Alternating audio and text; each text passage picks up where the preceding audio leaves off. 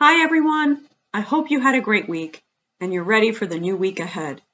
I can't believe it, but we've made it to week 11. It seems like I blinked and we're already coming to the end of the semester. For this week, you'll continue your exploration of Octavia Butler's novel, Kindred. To continue this exploration, you will submit quiz number 7. After watching the video characterization, respond to the following questions. 1. Based on the video, how would you define characterization? 2. What are the different types of characterization? How would you define them? 3. What is the difference between a round and a flat character? 4. It is clear that Dana is the protagonist in Kindred. Who or what would you say is the antagonist so far, and why? 5. Based on your reading of Kindred and your understanding of characters from the video, who is a round character in the novel? Who is a flat character? Why do you think so? This quiz is due by the end of the day on November 9th. Next, participate in discussion forum number 10. Focusing on the fight, compare Dana and Alice. Think about similar experiences these women have had. Think about what freedom means to both, keeping in mind that their knowledge of freedom is very different. And think about the similarities and differences in their relationships with other characters in the novel. In the end, why do you think Butler made these two characters so similar, yet so very different? Be sure to refer to specific places in the text to support your response. In your reply to your peer, you may point out the similarities in your responses and/or what you have learned from your peer. Your main post is due by the end of the day on November 9th, and your reply is due by the end of the day on November 11th.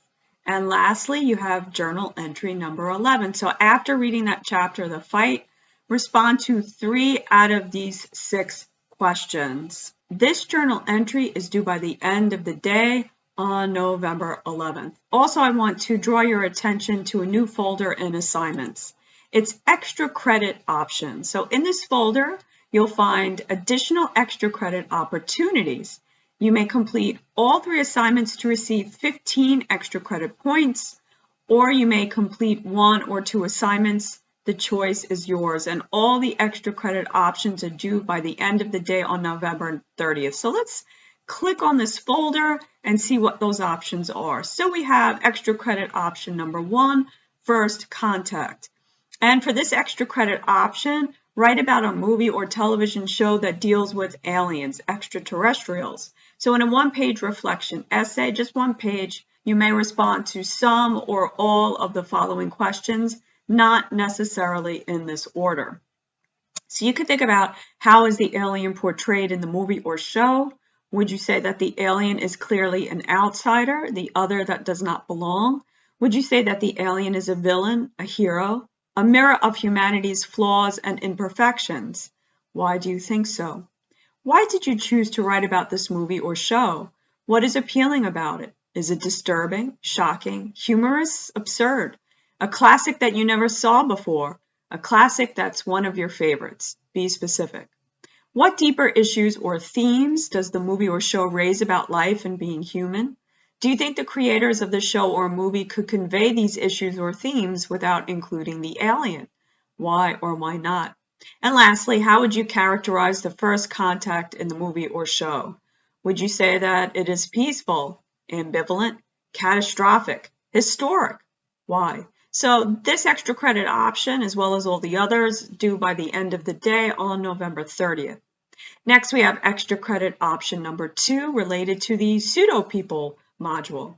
The New Wave writer Philip K. Dick gained notoriety after his death due to the proliferation of film adaptations of his short stories and novels, starting with the classic science fiction movie Blade Runner, which is an adaptation of Dick's novel Do Androids Dream of Electric Sheep, and including movies like Minority Report, A Scanner Darkly, Total Recall, and the Amazon Prime TV series The Man in the High Castle.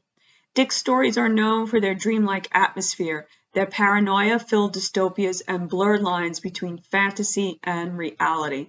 After reading Dick's Cold War era short story Second Variety, which you could access by clicking on this link, Write a one-page reader response reflection essay considering some or all of the following questions. What are your reactions to the story? What strikes you, surprises you, confuses or disturbs you? What questions are you left with? At the end of the story, the narrator says, as the tassos reached for him, a last ironic thought drifted through Hendrik's mind. He felt a little better thinking about it. Why is Hendrik's last thought ironic? And why would he feel a little better thinking about it? And lastly, what themes do you see emerging in this tale? What do you think Dick is trying to tell us? Why do you think so? So this extra credit option also is due by the end of the day on November 30th.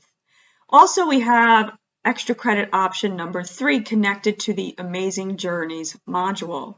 After reading Robert Heinlein's short story about time travel entitled All You Zombies, write a one-page reader response, considering your reactions to the story.